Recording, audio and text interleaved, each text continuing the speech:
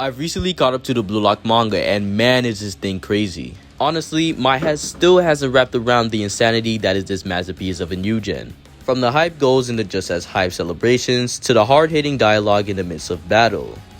Blue Lock is truly special. But what brings Blue Lock to another level for me is the characters who exemplify the next generation of Japanese strikers. With characters like Ryo, Nagi, and Chigiri showing us what true talent is, and Baro and Isagi exemplifying true egoism, there seems to be one character who among all others stands out above the rest. Shidou Ryusei. Of all the characters in Blue Lock, this guy turned out to be my favorite. This guy is someone who changes the atmosphere wherever he is. But at the same time, he has probably the most questionable dialogue in the entire series. Nevertheless, he's great, and here's why. Midway through chapter 88, we cut away from our main protagonist to follow Kunigami and Ryo. Kunigami thinks of a way to claw his way back up the stages. He realizes that he can't pick a 2v2 with two weaklings because if he were to win, they wouldn't be able to win the matches ahead. As he walks to the 2v2 matching room, he sees people just standing at the entrance. The reason why they're just standing there is because a demon inhabited the matching room. Yes, I'm talking about Igaguri himself. All jokes aside, we're introduced to this monster in the name of Shidou. Apparently, he was beating up anyone who didn't agree to face him in a 2v2. Also, we got the revelation that he was the top scorer of his team during the first selection. And not only that, the only reason Shidou is even in the 2v2s is because his violence got him a red card, which ended up getting his team to lose. Then, as Shidou is about to deliver a kick to Igaguri's dome, Kunigami steps in and blocks it.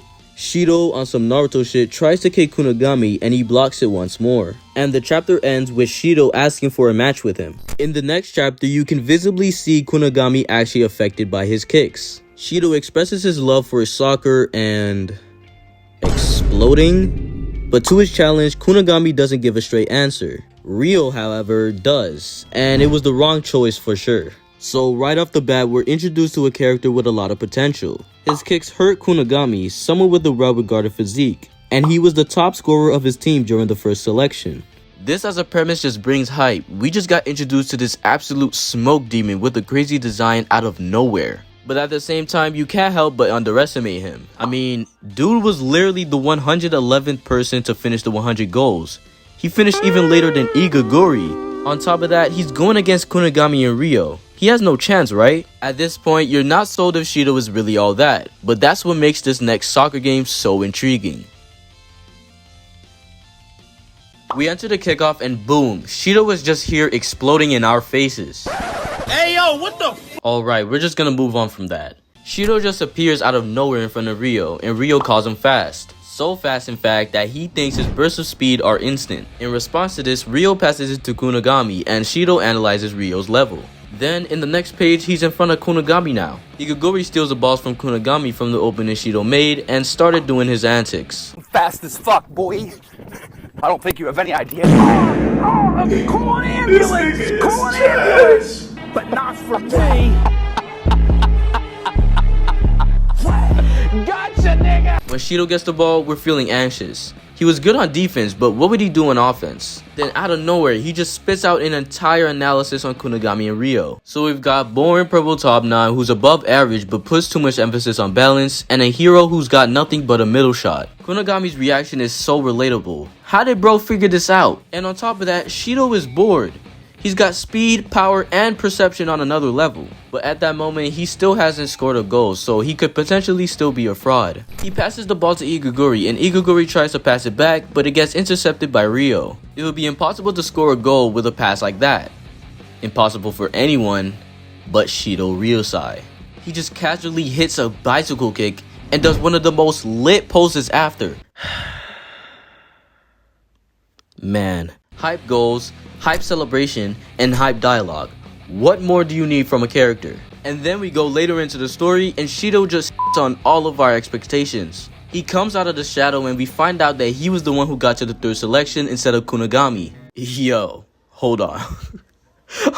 Hold on, bro. Hold on. Not only was Shidou the one who challenged both Ryo and Kunigami, but they also underestimated his ability to carry Igaguri. And guess what Shidou ends up doing? He 1v2s them. and talk shit right after. Bro, if you don't like this guy, are we even talking about the same person? If that hasn't sold you, let's fast forward to the U20 game. This is where we enter peak Shidou.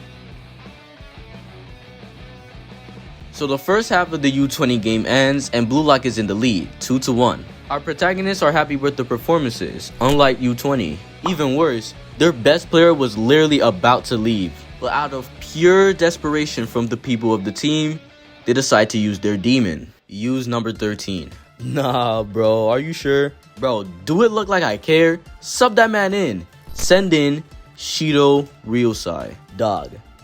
Do you guys understand how much Shidou's presence changed the atmosphere of this game? Blue Lock exits the locker room for the second half and literally their number one player is shook at the sight of him. As soon as bro got the ball, it was him versus everyone. But then he gets fouled. But oh boy was that a terrible decision, because that gave Shidou a chance for a free kick. After Sai tells Shidou to imagine his very best goal, without even describing it, he just goes along with it. He feints the free kick and allows Sai to kick it instead, while he runs past it. Chigiri thinks he's him and tries to stop the pass that Sai would eventually make to Shidou. But again, Chigiri is not him, and Shidou receives this long pass in the air. Fly, my cells. He says this before he hits a goal that blisses everyone on the field. He lands on the ground and he gets told to score a hat trick. Yeah, that's what it was. Anyways, at this point, you would think Shidou peaked. He just tied the game between Blue Lock and U20 and opened up a lot of possibilities for them. Even worse, as soon as Rio got subbed in, he blocked bro's attack and awakened. Yeah, he's finished, right? No. He has not peaked yet.